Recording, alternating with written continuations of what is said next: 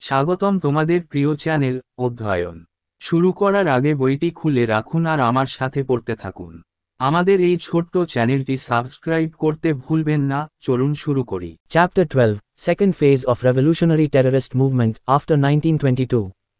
During the First World War, the revolutionaries were severely repressed and their movement temporarily declined after 1918.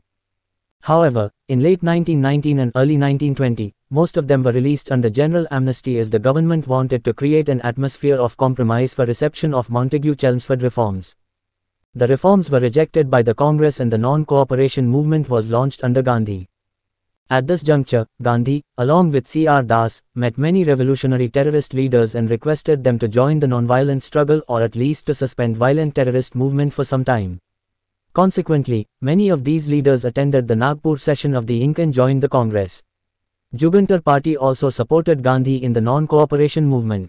However, one section under Sachindranath Sanyal remained active and later founded the HRA in North India. প্রথম বিশ্বযুদ্ধের সময় বিপ্লবীদের কঠোরভাবে দমন করা হয়েছিল এবং 1918 সালের পর তাদের আন্দোলন সাময়িকভাবে হ্রাস পায়।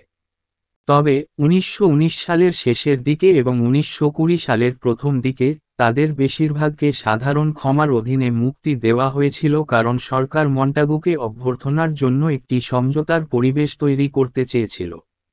চেমসফোর্ড সংস্কার কংগ্রেস দ্বারা সংস্কারগুলি প্রত্যাখ্যান করা হয়েছিল এবং গান্ধীর অধীনে অসহযোগ আন্দোলন শুরু হয়েছিল।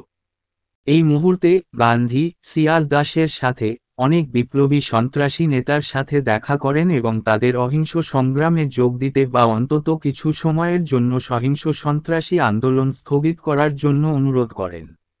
ফলস্বরূপ এই নেতাদের মধ্যে অনেকেই আইএনসির নাগপুর অধিবেশনে যোগ দেন এবং কংগ্রেসে যোগ দেন।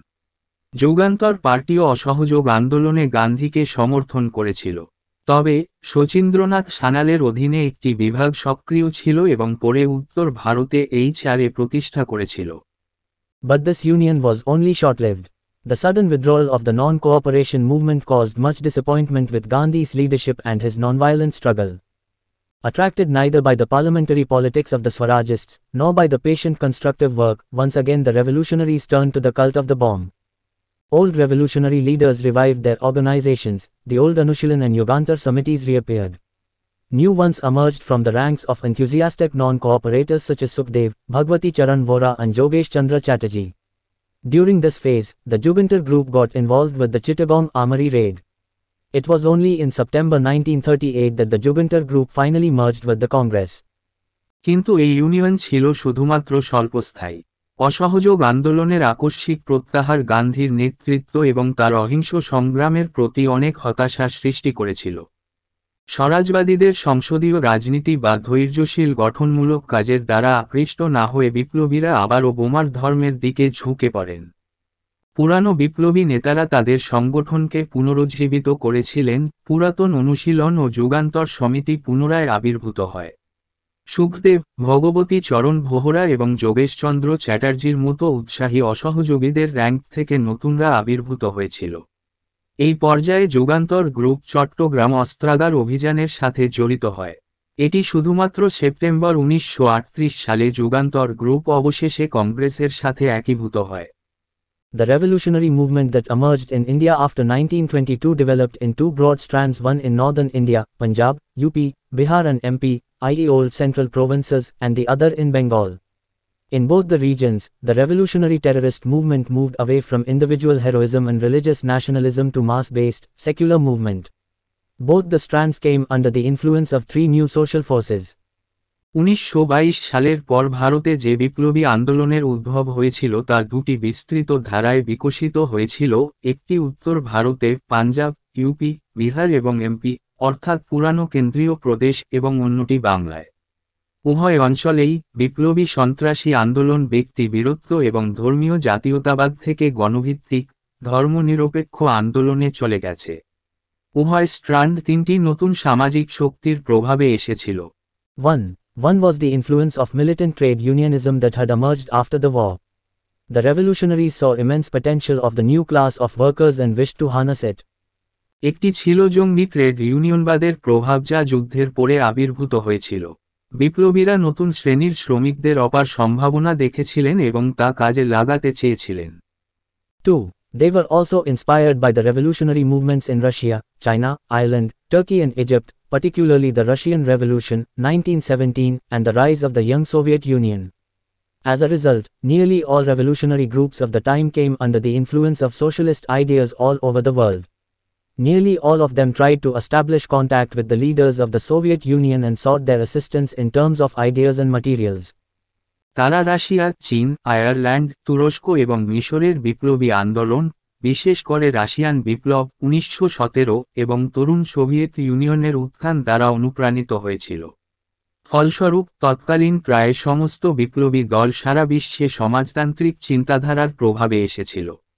তাদের প্রায় সকলেই সোভিয়েত ইউনিয়নের নেতাদের সাথে যোগাযোগ স্থাপনের চেষ্টা করেছিল এবং ধারণা ও উপকরণের ক্ষেত্রে তাদের সহায়তা চেয়েছিল। 3. The third influence was that of the newly emerging communist groups with their stress on Marxism, socialism and the proletariat. তৃতীয় প্রভাবটি ছিল নতুন উদীয়মান কমিউনিস্ট গোষ্ঠীগুলির মার্ক্সবাদ, সমাজতন্ত্র এবং সর্বহারা শ্রেণীর উপর তাদের চাপ। Revolutionaries in northern India. Context: Ram Prasad Bismil attended the 1922 Gaya Congress session, and opposed Gandhi's decision of withdrawal of non-cooperation. When Gandhi refused to change his decision, India got divided into two groups: the Swarajist Party and the Revolutionary Party. Subsequently, Bismil drafted the constitution of the new party known as Yellow Paper Constitution with the help of his associates, and it was later adopted at the first Constitutional Committee meeting at Kanpur, 1924. উত্তর ভারতে বিপ্লবী প্রসঙ্গ রামপ্রসাদ বিসমিল 1922 সালের গয়া কংগ্রেস অধিবেশনে যোগদান করেন এবং গান্ধীর অসহযোগ প্রত্যাহারের সিদ্ধান্তের বিরোধিতা করেন। গান্ধী তার সিদ্ধান্ত পরিবর্তন করতে অস্বীকার করলে আইএনসি স্বরাজবাদী দল এবং বিপ্লবী পার্টিতে বিভক্ত হয়ে পড়ে। পরবর্তীকালে বিসমিল তার সহযোগীদের সহায়তায় হলুদ কাগজের সংবিধান নামে পরিচিত নতুন দলের গঠনতন্ত্রের খসড়া তৈরি করেন এবং পরে এটি কানপুরে প্রথম সংবিধান কমিটির সভায় গৃহীত হয় 1924। Hindustan Republican Association or Army, HRA, Kanpur, October 1924. In northern India, revolutionaries were reorganized by veterans like Sachindranath Sanyal, Ramprasad Bismil and Jogesh Chandra Chatterjee. These revolutionaries were of the view that better results could be achieved only through an all-India organization and close coordination. Accordingly, in October 1924, at Kanpur, a meeting of revolutionaries from all parts of India was called with the aim of organizing an all-India body. The meeting was attended by senior revolutionaries such as Ramprasad Bismil, Sachin Sanyal, Jogesh Chandra Chatterjee and young revolutionaries like Bhagat Singh, Sukhdev, Chandra Shekhar Azad, Bhagwati Charan Vora and Shiv Varma. The deliberations resulted in the formation of Hindustan Republican Army or Association, HRA, with the following objectives. Hindustan Republican association বা সেনাবাহিনী HRA, Kanpur, October 1924। উত্তর ভারতে শচীন্দ্রনাথ সান্যাল, রামপ্রসাদ বিসমিল এবং যোগেশ চন্দ্র চ্যাটার্জির মতো প্রবীণরা বিপ্লবীদের পুনর্গঠিত করেছিলেন। এই বিপ্লবীরা মনে করতেন যে একটি সর্বভারতীয় সংগঠন এবং ঘনিষ্ঠ সমন্বয়ের মাধ্যমেই ভালো ফলাফল অর্জন করা সম্ভব। তদনুসারে 1924 সালের অক্টোবরে কানপুরে একটি সর্বভারতীয় সংগঠন সংগঠিত করার লক্ষ্যে ভারতের সমস্ত অঞ্চলের বিপ্লবীদের একটি সভা আহ্বান করা হয়েছিল। সভায় রামপ্রসাদ বিসমিল, শচীন সান্যাল, যোগেশচন্দ্র চ্যাটার্জি এবং ভগৎ সিং, সুখদেব, চন্দ্র শেখর আজাদ, ভগবতী চরণ ভোহরা এবং শিব ভার্মার মতো তরুণ বিপ্লবীরা উপস্থিত ছিলেন। আলোচনার ফলে নিম্নলিখিত উদ্দেশ্যগুলি নিয়ে হিন্দুস্তান রিপাবলিকান আর্মি বা অ্যাসোসিয়েশন HRA গঠন করা হয়। To overthrow the British rule through an armed revolution, and to establish a federal republic of the United States of India with the government elected on the basis of adult franchise. সশস্ত্র বিপ্লবের মাধ্যমে British শাসনকে উৎখাত করা এবং প্রাপ্তবয়স্ক ভোটাধিকারের ভিত্তিতে নির্বাচিত সরকার সহ ভারতের মার্কিন যুক্তরাষ্ট্রের একটি ফেডারেল প্রজাতন্ত্র প্রতিষ্ঠা করা। HRA ideology. HRA based itself on social revolutionary and communistic principles. Its manifesto, The Revolutionary, authored by Sachin Sanyal, declared that it stood for abolition of all systems which make the exploitation of man by man possible. It proposed the nationalization of the railways and large-scale industries on lines of the Soviet Union. The HRA had also planned to start peasant and labor organizations and work towards an organized armed revolution. HRA মতাদর্শ HRA সামাজিক বিপ্লবী এবং সাম্যবাদী নীতির উপর ভিত্তি করে। এর ইশতেহার বিপ্লবী শচীন সান্যাল কর্তৃক রচিত ঘোষণা করেছে যে এটি সমস্ত সিস্টেমের বিলুপ্তির পক্ষে দাঁড়িয়েছে যা মানুষের দ্বারা মানুষের শোষণকে সম্ভব করে তোলে। এটি সোভিয়েত ইউনিয়নের আদলে রেলপথ এবং বড় আকারের শিল্প জাতীয়করণের প্রস্তাব করেছিল। HRA কৃষক ও শ্রমিক সংগঠন শুরু করার এবং একটি সংগঠিত সশস্ত্র বিপ্লবের দিকে কাজ করার পরিকল্পনা করেছিল। Sachindranath Sanyal, 1893 to 1942, wrote Bandi Jeevan, which became the textbook of the revolutionaries. He was also the author of HRA Manifesto, The Revolutionary. Sanyal vs. Gandhi debate was published in Young Indian during 1920-24. Sachin Sanyal was the mentor of revolutionaries like Chandrasekhar Azad and Bhagat Singh. Sachindranath Sanyal 1893 থেকে 1942 বন্দিজীবন লিখেছিলেন, যা বিপ্লবীদের পাঠ্যপুস্তক হয়ে ওঠে। তিনি HRA ইশতেহারের লেখকও ছিলেন। বিপ্লবী সান্যাল বনাম গান্ধী বিতর্ক 1920 থেকে 24 সালের মধ্যে ইয়াং ইন্ডিয়ায় প্রকাশিত হয়েছিল। শচীন সান্যাল ছিলেন চন্দ্রশেখর আজাদ এবং ভগৎ সিংয়ের মতো বিপ্লবীদের পরামর্শদাতা। Sarathachandra Chatterjee wrote the novel Pather Dabi, 1926, meaning, The Demands of the Road. The book is about a secret society named Pather Dabi. Saratchandra Chattopadhyay পথের দাবি 1926 উপন্যাসটি লিখেছেন, যার অর্থ রাস্তার দাবি। বইটি পথের দাবি নামে একটি গোপন সমাজ সম্পর্কে। Kakori robbery, the 9th of August 1925. The HRA leaders decided to organize government dacoities against the government, to finance their activities as well as for propaganda and collection of arms. One such robbery was the Kakori robbery. Kakori ডাকাতি 9 August 1925।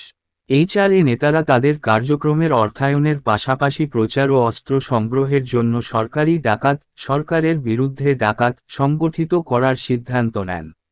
তেমনি একটি ডাকাতি ছিল কাকরি ডাকাতি। On the 9th of August 1925, 10 revolutionaries of the HRA stopped the 8-down train from Saharanpur to Lucknow at Kakori, a small village station near Lucknow, and looted its official railway cash. However, a large number of them were arrested and tried in the Kakori robbery case. During the trial, the accused were subjected to torture in jail, forcing them to resort to hunger strikes to register their protest. In his message from prison, Ramprasad Bismil had urged the youth to give up the desire for revolvers and pistols, not to get involved in secret conspiracies but to work in open movement. He had also urged them to establish communal harmony and work together in unison under the leadership of the Congress to overthrow the British rule. 1925 সালের 9 August HRAর 10 জন বিপ্লবী সাহারানপুর থেকে লখনউ যাওয়ার 8-ডাউন ট্রেনটি কাকরিতে, লখনউয়ের কাছে একটি ছোট গ্রাম station থামিয়ে এর সরকারি রেলের নগদ লুট করে। তবে কাকরি ডাকাতি মামলায় তাদের মধ্যে বিপুল সংখ্যককে গ্রেফতার করে বিচার করা হয়েছে। বিচার চলাকালীন অভিযুক্তদের জেলে নির্যাতন করা হয়, তাদের প্রতিবাদ নথিভুক্ত করার জন্য অনশন ধর্মঘট অবলম্বন করতে বাধ্য করা হয়। কারাগার থেকে তার বার্তায় রামপ্রসাদ বিসমিল যুবকদের রিভলভার ও পিস্তলের আকাঙ্ক্ষা ত্যাগ করে গোপন ষড়যন্ত্রে না জড়িয়ে প্রকাশ্য আন্দোলনে কাজ করার আহ্বান জানিয়েছিলেন। তিনি তাদের সাম্প্রদায়িক সম্প্রীতি প্রতিষ্ঠা করতে এবং ব্রিটিশ শাসনকে উৎখাত করতে কংগ্রেসের নেতৃত্বে ঐক্যবদ্ধভাবে কাজ করার আহ্বান জানিয়েছিলেন। At the end of the trial, Ashfaqullah Khan, Ramprasad Bismil, Roshan Singh and Rajendra Lahiri were sentenced to death and hanged. All the four showed enormous courage in their last hours. Khan and Bismil chanted verses from Gita and Quran as they were taken to the gallows. 4 others were sent to Andamans, Kalapani, for life.